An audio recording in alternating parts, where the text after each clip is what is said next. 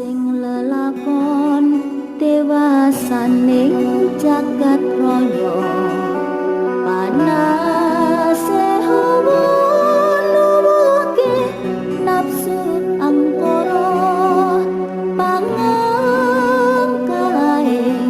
angakai ing pawana tan eling marang korbane.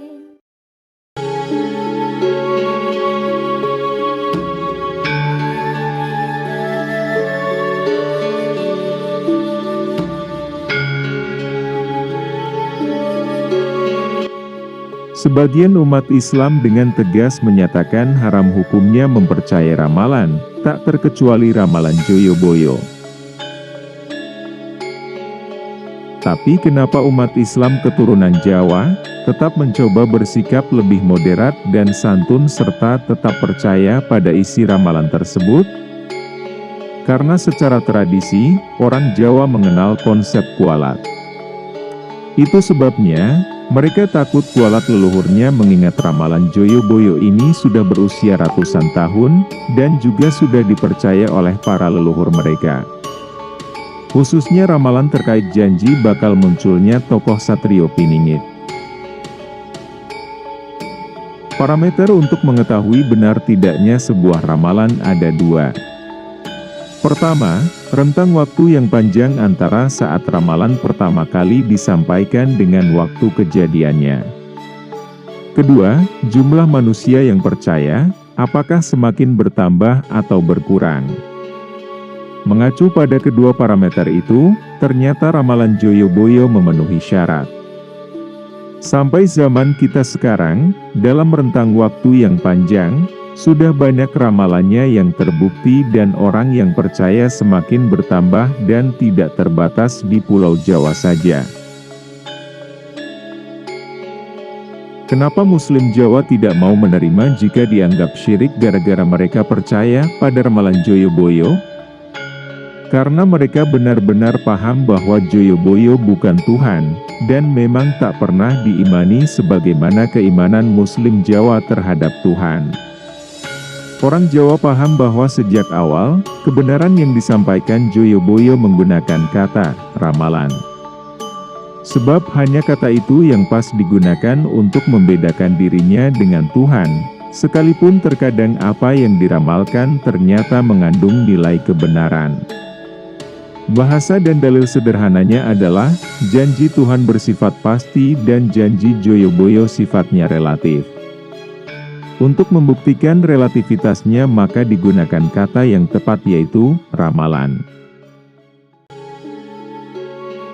Maka Muslim Jawa yang beriman, percaya, kepada ramalan Joyoboyo tidak dapat dikategorikan sebagai musyrik oleh karena adanya kata pembuka, ramalan, relatif, tersebut.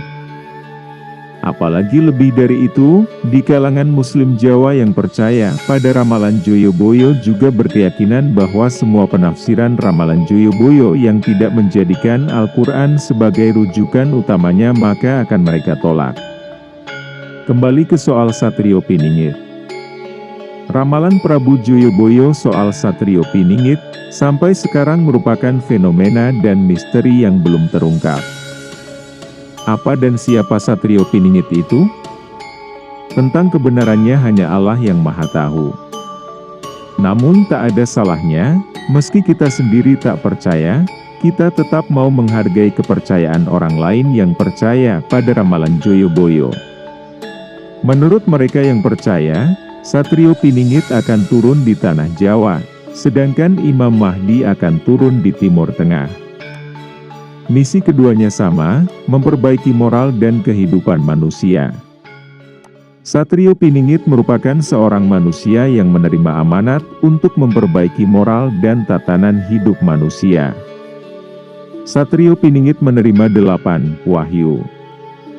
6 wahyu untuk eksistensi dirinya sebagai Satrio Piningit.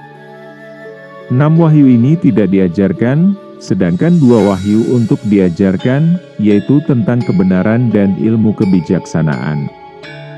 Yang mesti diperhatikan, wahyu di sini berbeda makna dengan wahyu yang diterima oleh para nabi. Kata goro-goro yang terdapat dalam ramalan Joyoboyo bukan hanya berarti keributan massal, karena sebenarnya merupakan kata simbolik. Jika dicermati, kata-kata aslinya, bahasa Jawa goro, dalam bahasa Indonesia berarti bohong, maka goro-goro berarti kebohongan. Jika melihat fakta di Indonesia, bukankah hal ini sudah berjalan sejak dari zaman Orde Baru sampai sekarang, bahkan keadaannya semakin bertambah parah, dengan makin maraknya tabiat menggerogoti kekayaan negara yang bernama korupsi, pencucian uang, dan lain-lain? Sedangkan kata satrio, kalau kita pelajari sejarah ternyata kata itu identik dengan sebutan ksatria yang merupakan kasta terhormat. Meski demikian, itu pun tidak dapat dimaknai secara sederhana bahwa satrio piningit pastilah manusia pilihan dari kalangan kasta keturunan terhormat. Tetapi, satrio dalam ramalan Joyoboyo lebih bermakna bahwa yang bersangkutan memiliki moral yang sangat tinggi dan mulia. Sebagai seorang ksatria, ia adalah seorang yang teguh dan kuat memegang sumpah dan janji. Bersesuaian antara kata dan perbuatan. Ada pula sebagian orang yang salah paham bahwa ketika satrio piningit disebut bermata satu, maka ada yang mengartikan bahwa jangan-jangan yang dimaksud satrio piningit itu Dajjal yang menurut riwayat konon bermata satu. Padahal makna bermata satu dalam hal ini berarti mata hati, yang merupakan indera ketujuh setelah indera keenam. Dengan mata hati inilah satrio piningit bisa mengetahui kebenaran Tuhan, mana yang benar dan mana yang salah, sehingga kebenaran bahkan dapat dilihat. Maka sebagai satrio piningit, dia dijamin mampu bertindak adil dan bijaksana. Kemampuan Linui inilah yang akan dipergunakannya untuk mendidik manusia. Perihal waktunya, kapan satrio piningit diramalkan bakal muncul? Satrio piningit akan muncul jika sudah terjadi goro-goro. Sementara saat ini, perjuangan satrio piningit ini masih dilakukan secara tersembunyi dan tak diketahui oleh siapapun keberadaannya. Termasuk juga apa yang diajarkan, tidak diketahui dengan pasti ajarannya karena begitu halus cara dan metode pengajarannya. Maka ajaran satrio piningit ini tetap tak akan diketahui oleh siapapun sebelum goro-goro berakhir. Ajaran satrio piningit baru akan diketahui jika moral dan kehidupan bangsa Indonesia sudah baik. Konon ajaran satrio piningit ini tanpa disadari banyak orang, sejatinya telah menyebar di dalam hati para satrio dan rakyat. Maka tak mengherankan jika negara mereka menjadi negara mercusuar dunia, karena para satrio dan rakyat di negara itu sudah bisa melihat kebenaran dan kebijaksanaan. Tidak lagi korupsi, mawas diri dan senantiasa hidup berhati-hati. Bukan hanya satrio dan rakyat biasa dari kalangan manusia, bahkan makhluk halus, makhluk gaib pun, jika satrio piningit menghendakinya, maka dia dapat menguasai dan memerintah mereka untuk membantunya kapanpun diperlukan. Pertanyaan lain, pada masa kemunculannya, apakah satrio piningit berjuang seorang diri? Satrio piningit tidak berjuang sendirian, karena pada masanya sudah ada satrio-satrio lain yang akan selalu siap membantu perjuangannya meski di antara mereka tak saling kenal.